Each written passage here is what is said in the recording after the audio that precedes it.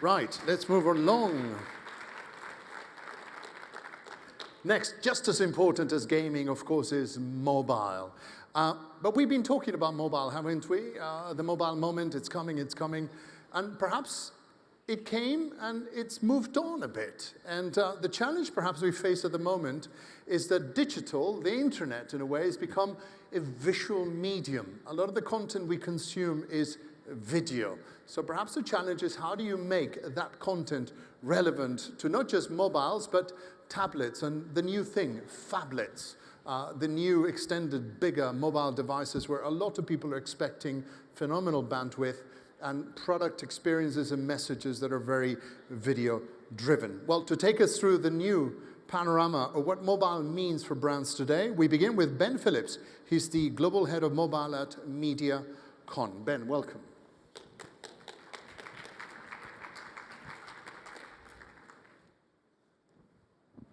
Aaron, thank you.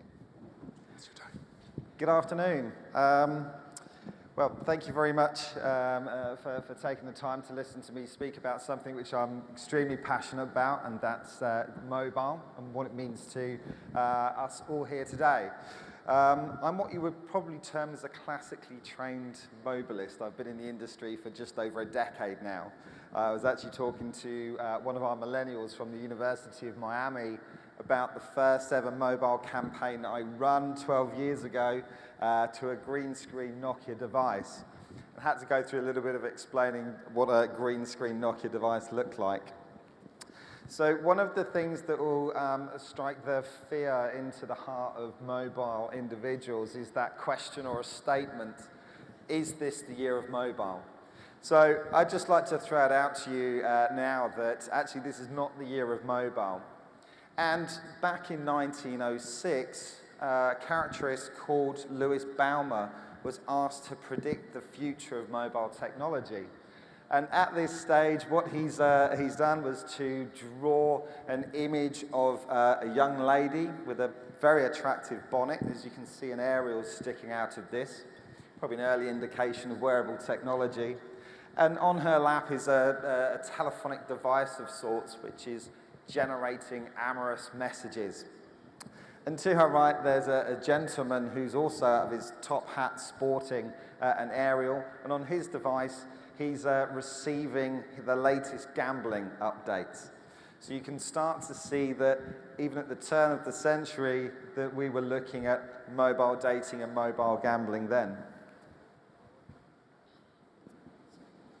So who are we? We are the Connected and Connections, Content Connections Agency. So we're the forerunners in connected systems-based thinking. And MediaCom provides the product of this in terms of our 2020 connections. So that enables us to work with some of the leading brands on a global and a local basis in order to start thinking about systems-based integration. So that's working outside of the silo, and that's something which we're very passionate about today in terms of bringing mobile into the digital sphere and showing it as a very much a supporting function for all media. Some of us call it the marriage guidance counselling of media. But it's the ability to really support, measure, and work with mass and digital media today. So we start to construct our own internal teams in this way to start thinking a little bit more about connected solutions. So we have integrated digital strategists, which are best in breed client, global account, local account directors, but they're also built up of subject experts. So whether this be traditional mass media, TV, radio, press, all the way through to new emerging media such as social, search and mobile. And collectively we can create subject teams which enable us to speak very coherently about how audiences engage with us today. So one of the things that this fantastic graph actually shows us, when I spend a lot of my time now in newer marketplaces where mobile becomes the first screen in terms of consumer engagement of content is that, as we can see with LATAM in this indication, is that it's a playground for mobile. So your audiences are spending the majority of their time on this device, and it's very important for us to have a strong grasp of how we can utilize that time spent and talk to them in a very, very succinct way. Mobility is an interesting term in itself, as we can show here. So virtually all untethered devices can be termed as mobile product. So we have laptop computers as well as tablets and mobile handsets in this measurement. There's some very attractive stats here, which will be shown in some of the other presenters as well today. So within Mexico, we've got quite a staggering figure of 96% of women that are accessing Facebook from their mobile devices, and 48% watch videos on their phones. So again, consumers are really starting to catch up with understanding how devices are enabling them through high-speed internet connections and viewable content, how to consume that on a day-to-day basis. But one of the things that we must also be very aware of is that smartphone penetration is still on the growth. So feature phones feature very heavily within these marketplaces. And when you're planning a campaign, it's very important to understand how your audience is engaging from both the kind of rich media environments to the more kind of static feature phone handsets. What I particularly like about the example that we have here from Brazil is that 61% use mobile as a second screen while watching sports on TV. And we really use this to our advantage where we plan dual screen advertising solutions now. So what does that mean? We can use it as a complementary, not a disruptive solution. So in terms of mobile and tablet advertising, we can look at TV schedules where we may have an automotive brand that we can then run sequential advertising through the mobile device to enhance that mind share and increase the engagement from a TV broadcast advertisement. We're also starting to see conquesting in this marketplace. So again, with competitor advertisers from automotive wanting to show their like-for-like product while their TV advert is being utilized. Retail is one of the really key things that is taking the benefits of geolocation and mobile and the measurement and attribution that mobile affords. So we can see in the red section the kind of linear engagement of measurement when we look at how consumers purchase product via mobile phones, but most interestingly, 83% of consumers are now using mobile research and purchasing on the same day. So mobile is becoming the fastest growing media channel. And with our own data, we can start to see here that search, video, and social are really leading the way in terms of mobile engagement. So it's very important for us all to consider how we start to create content and mobile advertising campaigns with a mobile-first methodology. So the big players are now fighting. There's a fight to the bottom in terms of kind of single view of the audience and understanding our persistent ID. So with mobile, we have the device and the number as unique identifiers. But again, we heard from Foursquare earlier, and we can quite clearly see that geolocation is starting to provide a very strong indication of individuals' intent. So Facebook with Messenger and the WhatsApp acquisition also again gives us a large kind of growth and reach into more emerging markets. Google, and we heard again from Microsoft earlier with single sign-on IDs, enable us to start planning engagement across multiple platforms. But again, we can use mobile as the underlying measurement tool for that. So for us, measurement is everything. Mobile continues to be proving itself in terms of ROI measurement, attribution in terms of both the online and offline world. And we are consistently now talking, I heard, we're moving very dramatically away from a cookieless environment. So we need to have a look at how we're using mobile as an attribution point. Thank you. Thank you very much. And spot on time, thank you. Yeah. Right, so we heard about the importance of having a mobile-first strategy, a strategy that you can measure and that it is engaging. So more on this from Ben Legg. He's the CEO of Adknowledge. Ben.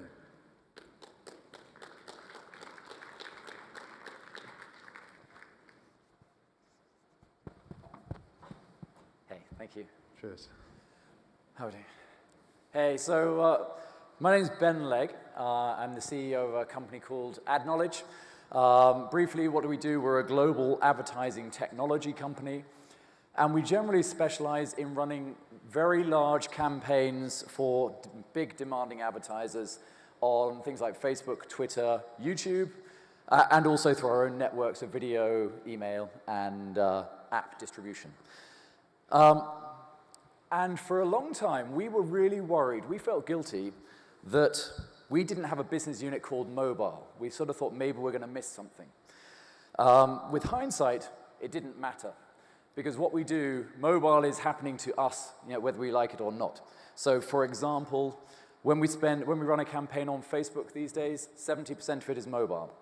When we run a campaign on YouTube, probably 50% is mobile. When we send out an email marketing campaign, about 60% of those emails are opened on a mobile phone. So it's just sort of mobile is happening. It's happening incredibly fast. And just to give you a sense, when we started this year, our video distribution business was 20% mobile, 80% desktop. By the end of the year, it'll be closer to 50-50. So it's pretty fast change happening in mobile for us. So the question for this session is this the year of mobile? And so I pulled out some data for Latin America. I'm conscious you've all been bombarded with data. But when I looked at this chart, hopefully you can see all the numbers. Obviously, one thing is in 2 or 3 years, it's going to get to 3.4 billion mobile ad spend in Latin America. That's a pretty big number. But if you look at the growth rate each year, it's something like 80% a year for 5 years in a row. So it's almost like each year is the year of mobile for 5 years in a row, because 80% is a pretty good number. So I think simplistically the data says yes. And what are the kind of things you can do on data? A phrase I hear a lot is, data about the consumer on mobiles nowhere near as good as it is on desktop. And there are some things that are harder, like retargeting, but these days there's so much you can find out about the mobile consumer. Obviously, device and location, but if you've got their email address, you can actually find them through things like Facebook and Twitter, and then you have access to all their profiles. You know whether they're on Wi-Fi or 3G, so you can change what you send to the consumer based on that. A small snippet for you. We love data points. If you want a consumer to download a mobile phone app, if you show them an ad when they're on Wi-Fi, they're 3 times more likely to download it than if they're on 3G. Interesting stat. But anyway, there's so much you know about the consumer. There's a little example here. One of our customers is Molson Coors, the beer company. And we ran a campaign for them on Facebook in which we used the weather forecast to trigger ads. So it's pretty cool. It's like, if the weather forecast is 23 degrees and sunny, then between 2 and 5 p.m., show a campaign that says, go to the pub and drink Molson Coors, or something like that. And basically, that campaign performed depending on which metric you look at, between 30 and 100% better as a result of knowing about the consumer, targeting on a mobile, linking it to the weather forecast, etc. So it's pretty fun stuff. You've been bombarded with stats about LATAM and mobile, so I'll probably skip those, but basically there's a lot of people doing a lot of stuff on mobile in Latin America. But here's an interesting stat. 46% of people watch videos on their mobile phone. Video is a subject very close to our heart, so I thought I'd expand on that, because obviously mobile is sexy, social is sexy, video is sexy. As it happens, all 3 happen at the same time, at least mobile videos. So let's talk a bit about video and what can you do with mobile video. So I meet with a lot of advertisers, CMOs, head of video buying, head of TV buying, whatever it might be, and agencies as well. And an awful lot of people still have concerns about digital video. And the concerns are very often brand safety. Where will my video show? Transparency. Will it actually show to real people, or is there going to be some fraud? Is it going to actually appear for a human rather than a robot?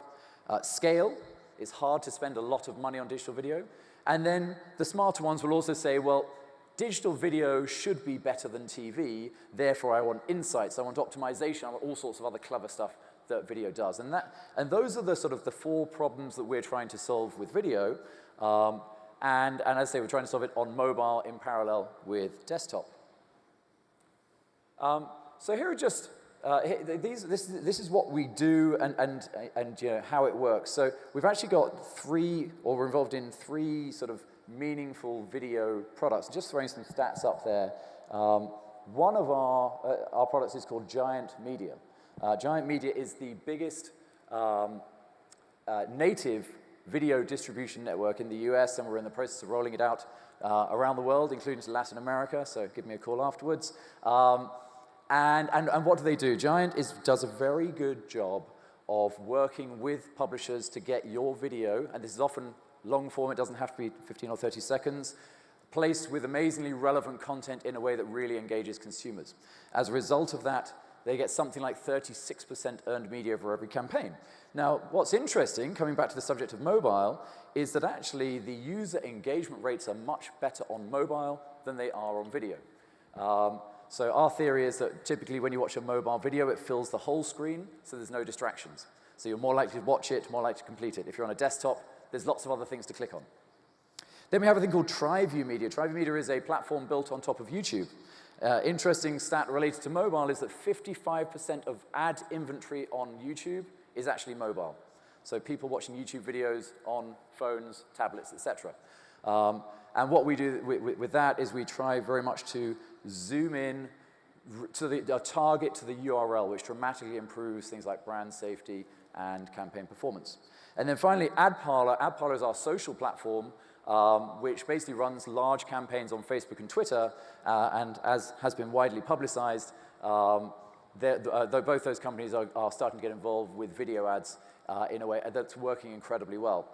There's actually an example there. I don't know if you should be able to read it.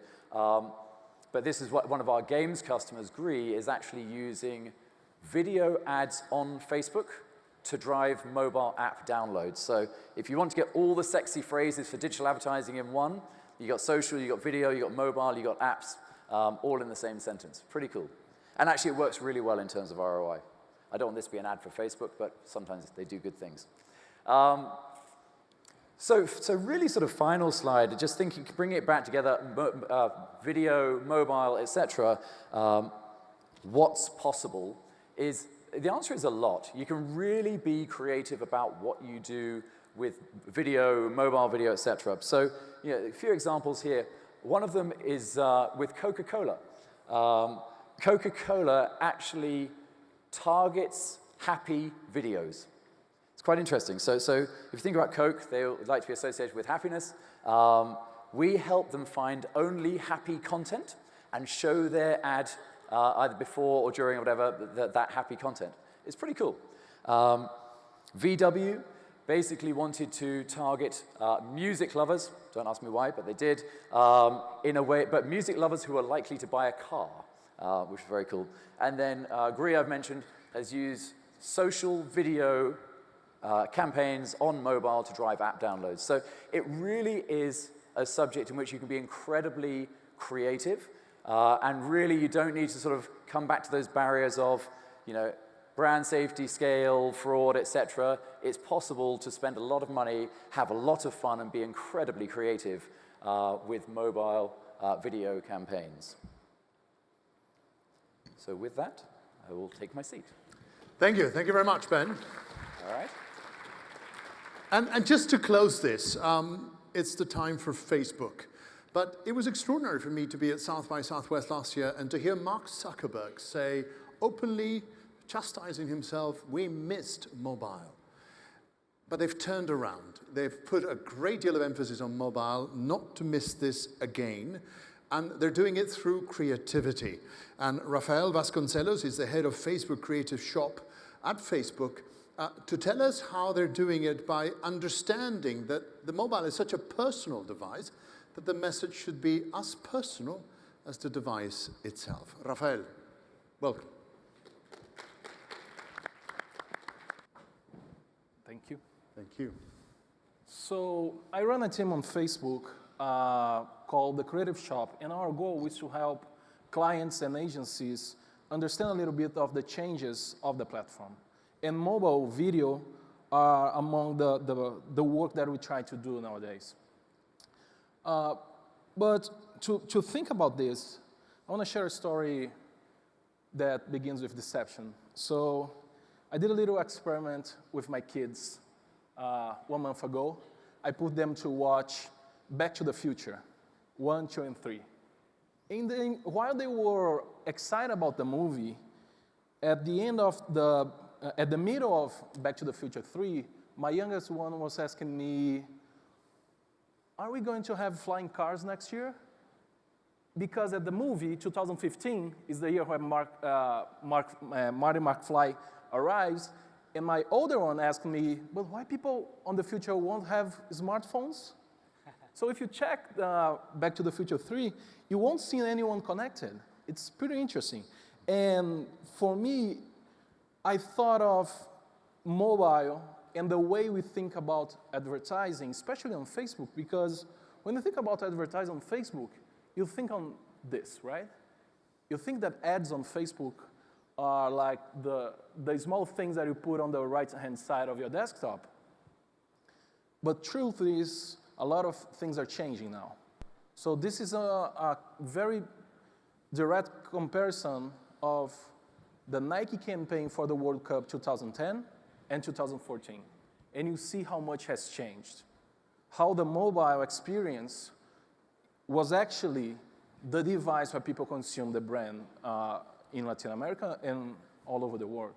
So we do believe that creativity is the perfect match for all the science and the tools that we are going, the targeting thing that mobile are opening for us as an industry.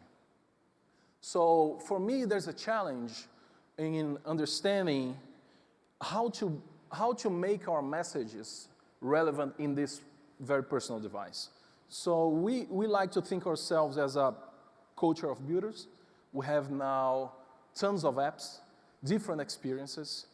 But I think that the main experience that we have built is what we call the newsfeed, right?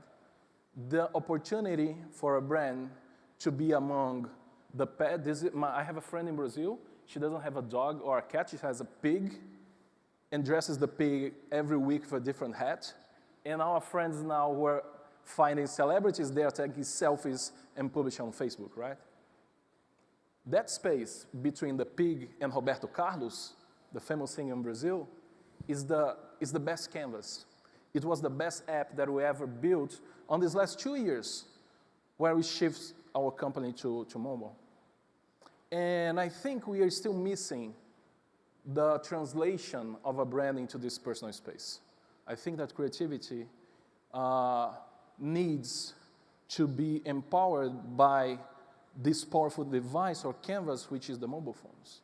If you think of ourselves, I don't know you guys, but we connect and check our feeds, whatever it's Facebook, Instagram, in the morning, 14 times a day. So it's strange, right? It's a very strange time. Our friends make a post saying that they feel loved, right? So that's the personal space. And if you check pages like Humans of New York, they are doing this personal communication through very simple creativity. An amazing text, a simple photo, which drives you into this world when you read on your mobile phone that when this girl, so here's a quote, when I was 20, I made a plan to get a good job and be secure. Now I'm 35 and I need a plan to be happy. Since I don't know her, this is actually speaking to me. When I read this page post, I was thinking, am I doing the right thing for me? So this 5 seconds when you stop your mobile phone in this very personal space is a great opportunity for brands. So Humans of New York is a great example because they're turning, so this guy is actually, it's one page done by one guy, which I think is a very good example. And to show you one example of the challenge, the creative challenge that I think brands has, we ran a campaign this year in February. I don't know if you guys remember this, which we call the Look Back. I'm gonna show you my Look Back video, and then I'm gonna explain you how do we think about creativity on Facebook with this example.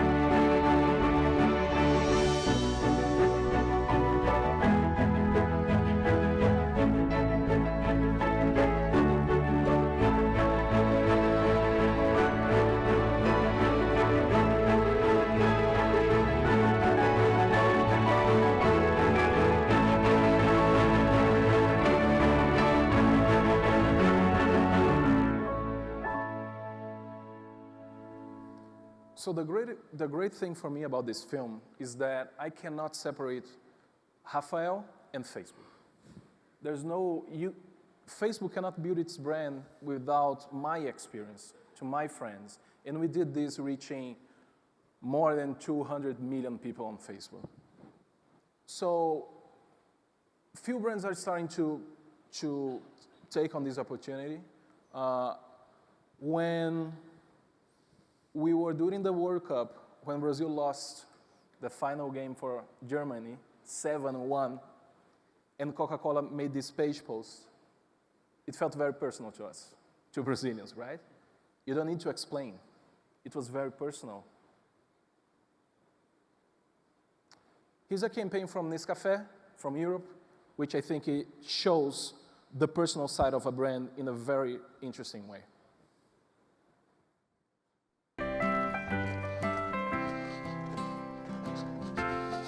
Je regarde par la fenêtre et je vois un type avec 2 tasses de café dans la main. Je vois arriver Arnaud. C'est pas possible. Il s'est assis, il m'a dit bon, on va boire un café. Ça m'a fait retomber 25-30 ans en arrière.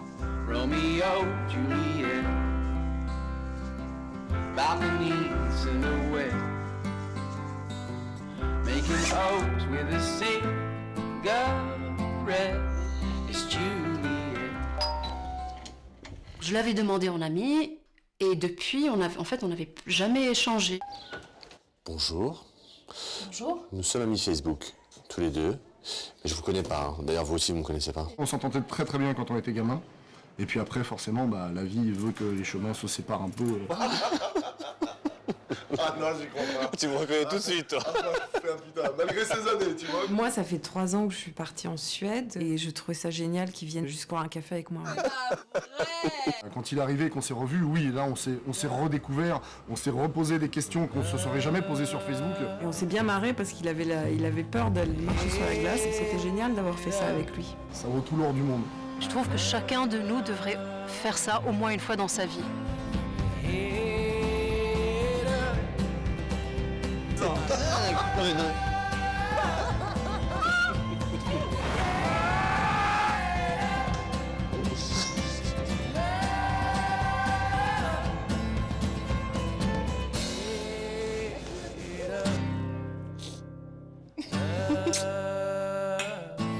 Aujourd'hui, bah oui. Attends, ah, c'est bon. Voilà.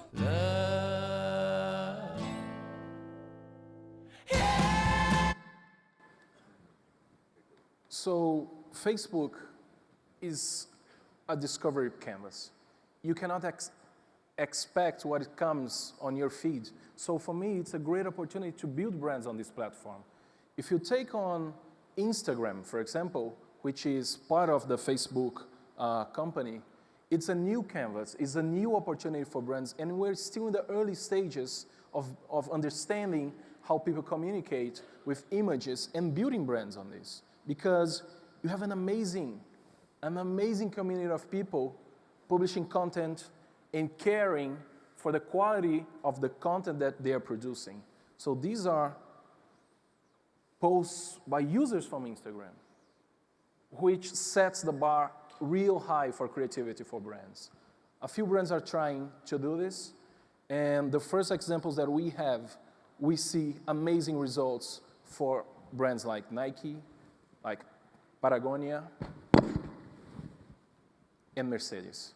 So these are all cases, new things that we're trying to build on Instagram and Facebook, because we do think that this platform and platforms that we're trying to build should be as personal as possible so we can drive more results to our clients. Thank you. Thank you. Thank you, Rafael. And thank you for your editing. You must know, before Rafael came, we asked him to shorten his presentation. He's done a phenomenal job. Brilliant message, though, condensed very clearly. We don't have much time, I'm afraid, because we must clear this room to prepare for the wonderful gala dinner.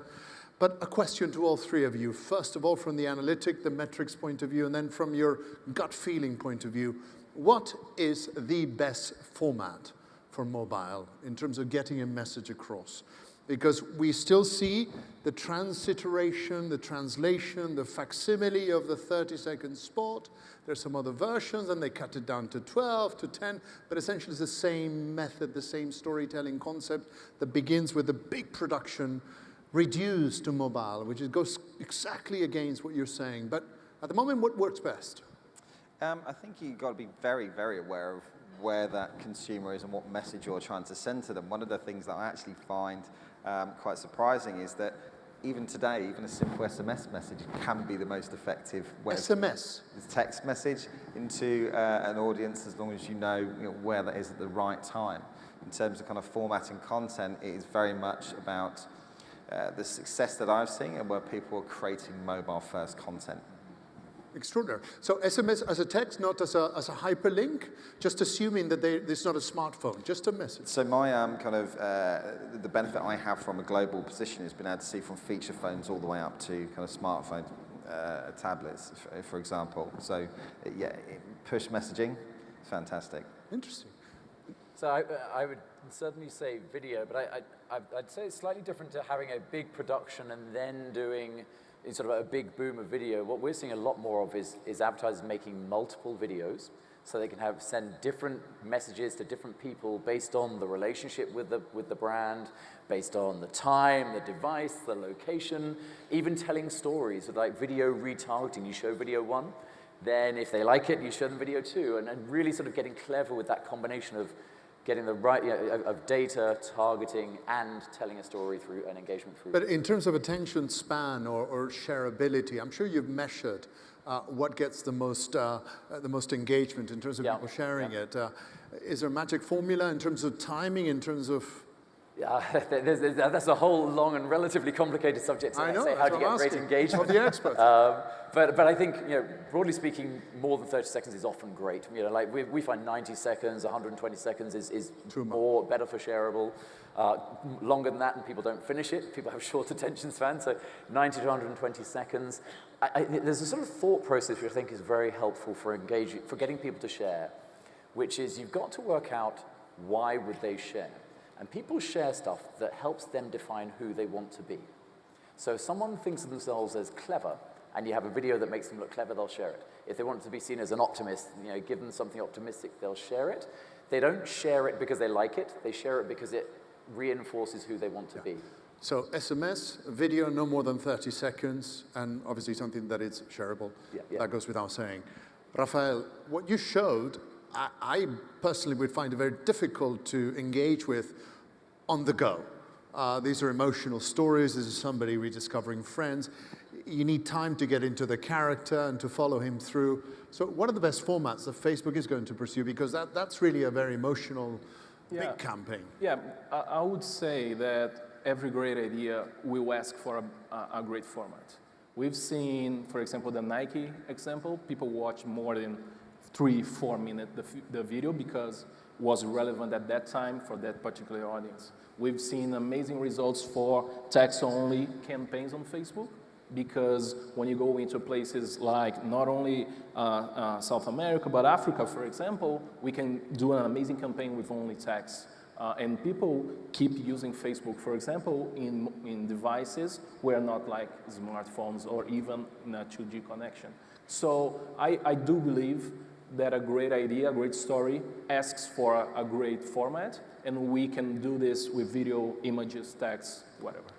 We'll have to leave it there. Rafael Vasconcelos, Ben Phillips, and Ben Legg, thank you. Thank you very much. Thank you very much.